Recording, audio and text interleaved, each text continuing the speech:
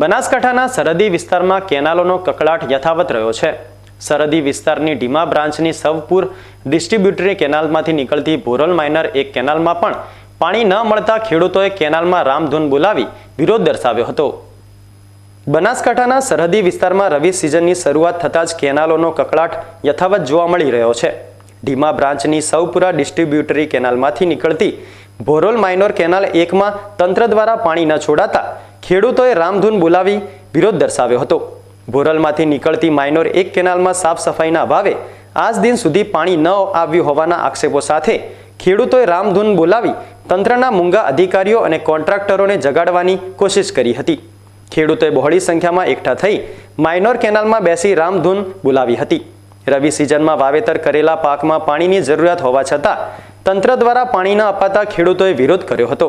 તંત્રને અનેક વખત રજૂઆતો કરવા છતાં પાણી આપવામાં આડોડાઈ કરાતી હોવાના આક્ષેપો પણ ખેડૂતો કરી રહ્યા છે। ખેડૂતો દ્વારા કોન્ટ્રાક્ટરોને પાણી છોડવા કહેવાતા કોન્ટ્રાક્ટરે ખેડૂતને તમારે ત્યાં જવું હોય ત્યાં જઈ શકો છો અને જે કરવું હોય તે કરી લેવાનું, અમારો કોઈ ફરક પડતો નથી તેવો જવાબ આપ્યો હોવાના આક્ષેપો પણ થઈ રહ્યા છે। ખેડૂતોને આગળ પાણી ન મળતા ખેડૂતોમાં ભારે આક્રોશ જોવા મળ્યો હતો। આજરોજ આ સવપુરા ભોરલ જે ડિસ્ટ્રીબ્યુટર કેનાલ છે એની અંદરથી માઇનોર કેનાલ કાઢવામાં આવી છે। ભોરલ 3.5 કિલોમીટરની 3.5 કિલોમીટર છે।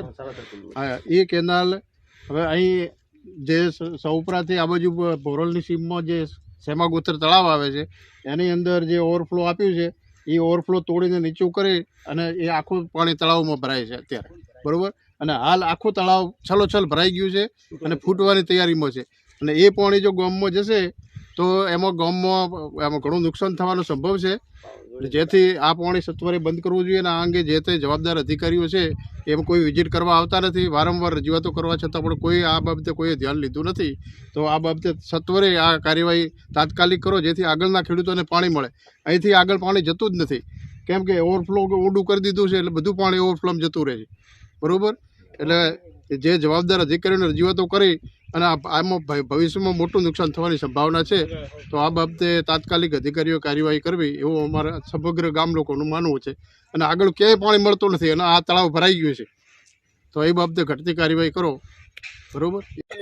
વાળી લેન્ડ ભોરલ આવતી માઇનર કેનાલ નંબર 1 તે પાણી અહીંયા એક તળાવ છે મોટું સેમાગોતરનું નામ કરીને ત્યાં જાય છે।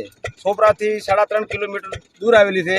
ત્યાંથી 1 કિલોમીટર આગળ ભંગાર હાલતમાં પડી છે, ત્રણ પોણે જાય છે અને અમારા ખેતરો સુધી પોણે ખેડૂતોને મળતું નથી।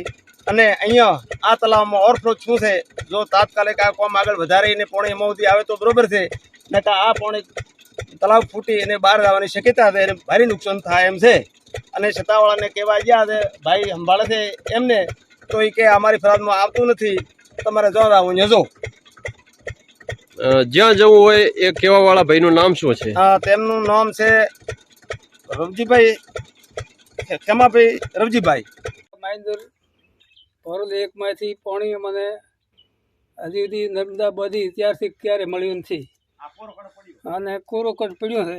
અમે વારંવાર રજૂઆત કરતા પણ કોઈ ધ્યાનમાં લેતું નથી, એટલે અમારે આગળ 50થી 60 ખેડૂતો છે તો પણ એને કોઈ પાણી મળતું નહીં। અમે આ કોરાકટ કેનાલમાં બેઠા છીએ વાટ જોઈને પાણીની, એટલો નમ્ર વિનંતી અમને પાણી આપવા મહેરબાની કરશો જી। પાછળ પાણી તળાવ ભરાઈ ગયો છે, અમને બધું મળે એથી વધે એવું પાણી છે, પણ તે છતાં અમને પાણી મળતું નથી।